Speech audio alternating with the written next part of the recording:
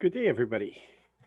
Here we are in the Bible in the year 2021 on day 81 and the last few chapters of Deuteronomy. Today we have to say goodbye to Moses. So it's Deuteronomy chapters 32, 33, and 34, along with Psalm 91, which is a psalm that Moses wrote with the completion of the tabernacle, or so it's thought. So let's just get into this now. We're going to start with chapter 32, verse 4. And this is a poem or a song, a psalm that the Lord actually gave to Moses, which is for the people 800 years from now, when they're in trouble, when they're destroyed, when Yahweh has had to kick them out of the land, and they're feeling totally lost.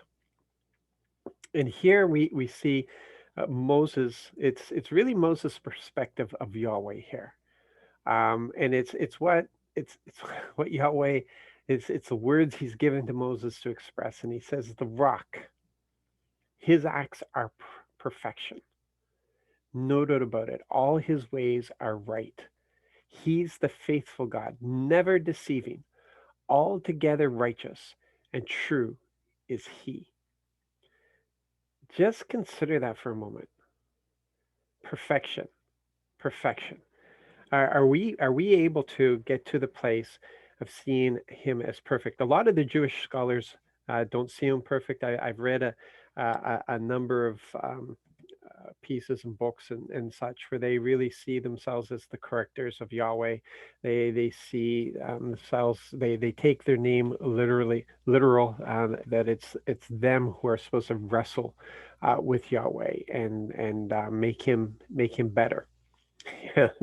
Creation can make the creator better, right? Whereas our perspective is very much that he is perfect. He is absolute. His glory is just it's the brilliance of his perfection. Um, and Moses is here saying, no, no, he's perfect. There's no doubt about it. His ways are right. There's no other way. His ways are right. Just follow his ways. His ways are right. Sometimes we don't get that. Sometimes we have this mistrust of Yahweh. We have mistrust of Father. We have a mistrust of, and that's where we decide to do things our way instead of his way. And it really messes things up. But we have that, and it's wrong to deny that we do. Growing in maturity is moving away from that, moving into that place of trust. We may say when we are young and immature that we trust him, but our actions really say something completely different. Moses, like he's faithful, guys. He's faithful. He doesn't lie to us. He doesn't lie. He doesn't deceive. Everything about him is righteous and true. Man, that's so powerful. And then you turn around and you see here, remember, this is 800 years down the road. Is this how you thank the Lord? The rebellion, the denial, the just doing their own thing, worshiping what they want to worship. Is this how you thank the Lord? You stupid, senseless people. Who? Not allowed to say stupid in my house, but here Moses is um, well, it's Yahweh through Moses in this poem, 800 years down the road, saying, "You guys are just senseless. Isn't he your father, your creator? Didn't he make you and establish you?" Guys, think about how powerful that is. Who knows you better than the one who created you? Who knows how you're supposed to function? Who knows what makes you better? Who knows how to complete you? It's Dad. It's Dad. So when he tells us to do something, we recognize it's for our benefit. It's when he has to bring in correction, when he removes things from our lives, it's not a vengeance thing. It's because that's what we need. And this whole thing, we got to understand this whole thing is based on relationship. And I really, you should be there by now. Um, Listen, so many of you have joined in. I don't even know you. But if you've been with us from the beginning on this, if you've been listening through these on the beginning, you should understand that it's always, has always been, and will always be about relationship. Verse 10 to 11 in this incredible poem, God found Israel in a wild land, in a howling desert wasteland. He protected him, cared for him, watched over him with his very own eye. Like an eagle protecting its nest, hovering over its young, God spread out his wings. So the Creator spread out his wings, took hold of Israel, carried him on his back. And we know it. He brought Abraham, gave Abraham the promises, gave him the promises, told him what the future was going to be like. He grew this nation. This is the nation that he grew. This is his nation. He put his name on this nation, and he grew this nation for his purposes. It's relationship. And then you see the description of the journey, just the things that Yahweh has done. I mean, what would we write down? What would we say about our journey with him? Here it says, God made Israel glide over the highlands. He fed him with food from the field, nursed him with honey from a boulder, with oil from a hard rock, curds from the herd, milk from the flock, along with the best of lambs, rams from Bashan, he-goats too, along with the finest wheat, and for drink, wine from the juiciest grapes. Just part of the description of what Yahweh has done. What about you? What's he done for you? And then there's the insult of unfaithfulness. And people, you better be looking in the mirror, because we're covered by grace. We are covered by grace, and thankfully we are. But we need to confess our unfaithfulness. We need to be honest about this. Decisions that we make, words that we say. When you hurt a person, you're being unfaithful to the Lord. When you say callous words, you're being unfaithful to the Lord. The motivation of your heart can be unfaithful to the Lord. The sacred, they sacrificed to demons, not to God, to deities of which they had no knowledge, new gods only recently on the scene, ones about which your ancestors had never heard. You deserted the rock that sired you. You forgot the God who gave birth to you. Remember, this is 800 years down the road. But in much of that history, this is what they've done. They have been unfaithful to the Lord. He pulled the trigger in 800 years from this point. But to be honest, most of their history was unfaithfulness to the Lord. And yeah, just a reminder, again, I've been saying it this throughout, but just at this point, I just wanted to point out again, it's a song to be used in 800 years. He said, I will hide my face from them. I will see what becomes of them, because they are a confused generation. They are children lacking loyalty. And then we see here in verse 47, Moses is absolutely desperate for them to understand. He says, this is no trivial matter for you. This is your very life. It is by this means alone that you will prolong your life on the fertile land you are choosing the Jordan River to possess. Or you choosing crossing, that you are crossing the Jordan River to possess. It is obedience. It is walking in that relationship of obedience, of faithfulness. It's their very life. And then we have just this, gotta understand, what an incredible life. What an incredible journey. Verses 50 to 51.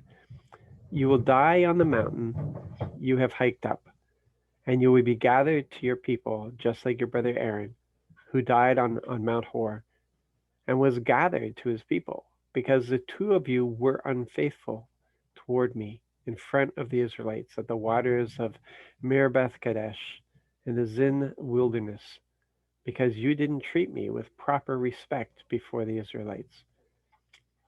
It's been a long journey.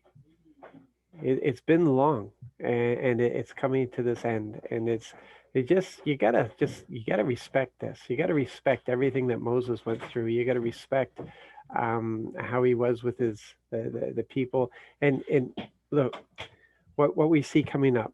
Okay, not yet, but in a moment. Well, yeah, right here. Let's just consider this for a second.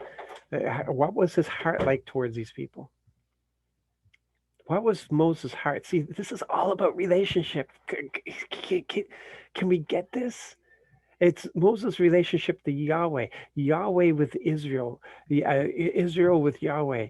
It's just this incredible journey of relationship, and we see Moses' heart towards the people was like a father, like a father. So in this chapter, in chapter 33, it's just a very long series of blessings as he speaks blessing over every tribe, just like a dying father would over his children. And we've seen it in in previous books.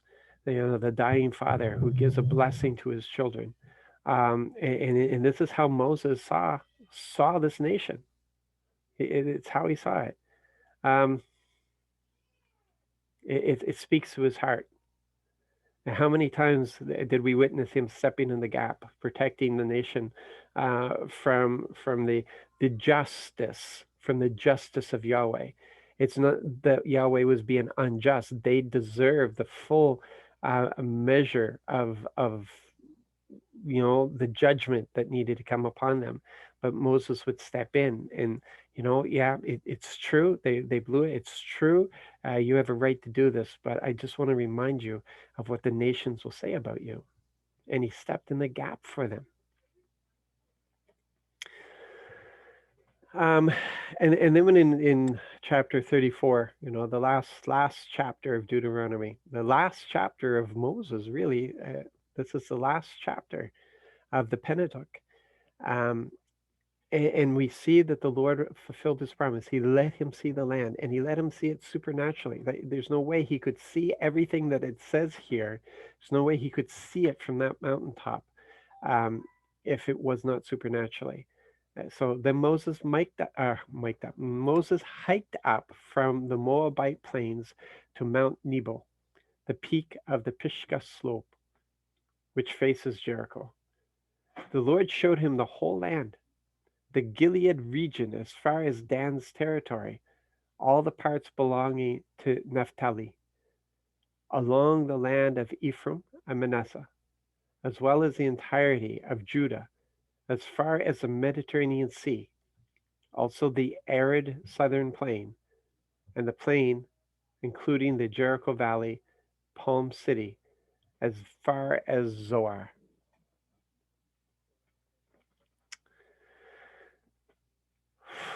Look at this. Then Moses, the Lord's servant, died right there in the land of Moab, according to the Lord's command. The Lord buried him in a valley in Moabite country across from Beth Peor. Even now, no one knows where Moses' grave is. So why? Man, this guy is a national treasure. This guy is important, and I mean, everything might have been birthed through Abraham, and they wouldn't be there without Abraham, Isaac, and Jacob, without a doubt. But it it was Moses really that this whole nation was birthed through all the character, everything that makes them a nation. Before they were just a family, they were a group of people, but now they are a nation. They have laws, they have military, they have structure, they have a worship structure in place. They have everything in place, and that all came through Moses. It's all from Yahweh, but it all came through Moses, and Moses oversaw all of these things, all of these institutions being implemented. Incredible, isn't it? So why wouldn't the Lord allow him to have a monument? Well, because he knows us. As far as this is my thinking on it, okay? He knows us. And we have this tendency of worshiping great leaders.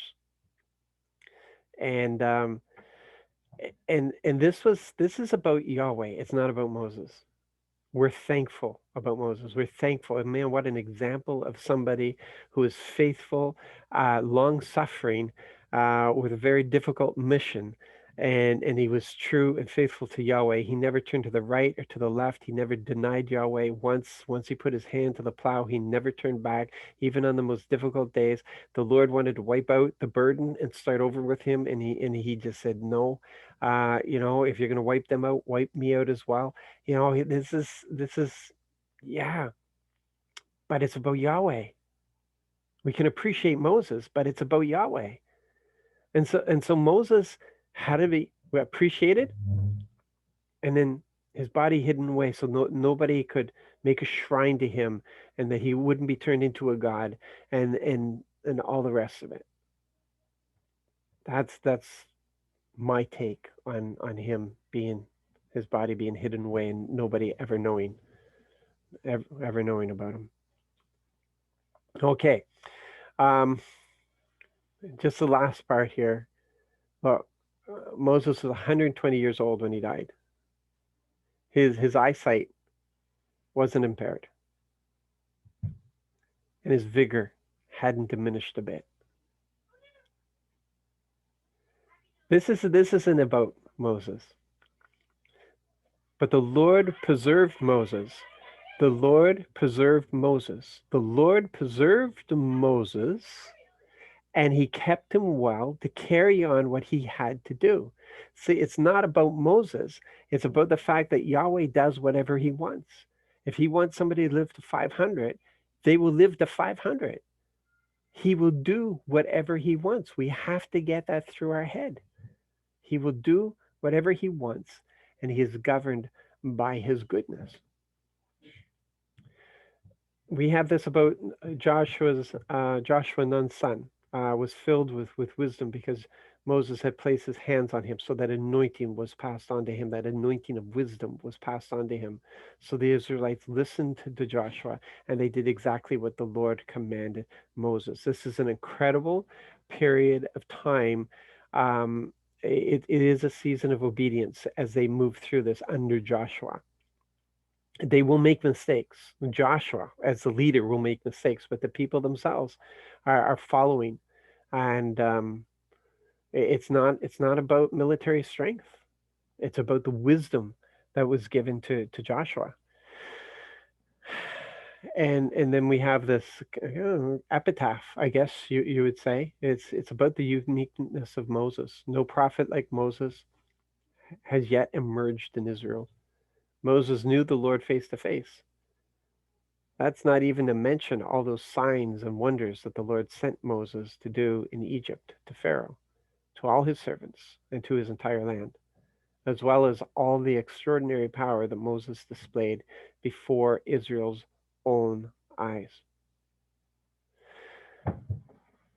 It's not too often that God is actually going to display his power through prophets. There's Elijah and Elisha. Definitely, but most of the prophets were just speaking prophets. They were the voice of the Lord. They weren't necessarily the hand of the Lord. So for a long time there was nobody like Moses, and even Elijah and Elisha were not like Moses, but there were aspects of Moses that definitely that they it was displayed through them. So yeah, very unique, very unique. And then we have Psalm 91. As I alluded to before, it's thought that the Moses wrote the psalm when the tabernacle was completed, and he's describing here the experience of being enveloped by the presence of Yahweh. So if you read it again, and read it from that. Imagine what it was like to walk into the tabernacle, and for Moses to be surrounded by that presence. And this is what he's writing about. And we see Moses' attitude here in verse 2. This is what it was like for him when he was serving Israel. I say to the Lord, you are my refuge, my stronghold. You are my God, the one I trust. So no matter what was going on, Moses was leaning in. He was leaning into Yahweh and looking for his instruction. He was not doing anything on his own. And all he was doing was carrying out the word of the Lord and trusting him to be his stronghold. Um, yeah, because you choose Yahweh, things work differently for you. That's what this psalm is saying. Because you've made the Lord my refuge, um, the Most High, your place of residence. No evil will happen to you. No disease will come close to your tent because you've chosen this relationship, because you're in this relationship. Things are not going to happen in the natural. Things are not going to happen like they happen for everybody else. You've entered into a very unique relationship here. And because you are faithful all the way through, this is key, and it's key. It was key to everything that was said to Israel. It's key to the way that Moses lived his life. Because you were faithful, God says, because you are devoted to me, I'll rescue you, I'll protect you, because you know my name. Yeah, you've entered into this relationship with me, and because of that, my part of the covenant is that I'll rescue you, and I will protect you.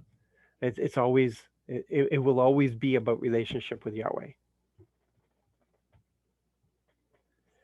So all that he is can only be applied within the covenant relationship he has invited us to.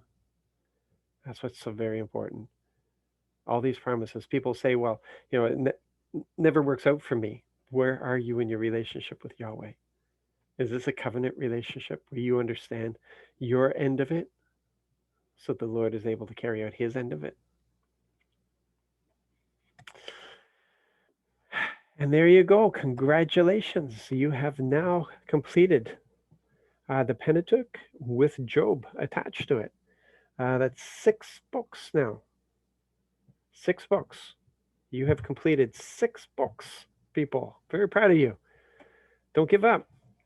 And there's a lot of stuff here that we can walk away with. And now we're about to enter into the history. And there are some real important lessons here in the history as we move through things with Joshua now as the people move into the promised land. So, yeah, don't take that seatbelt off yet, because we're in for a bit of a bumpy ride yet. So you guys be blessed, be encouraged. Congratulations. And we'll see you tomorrow.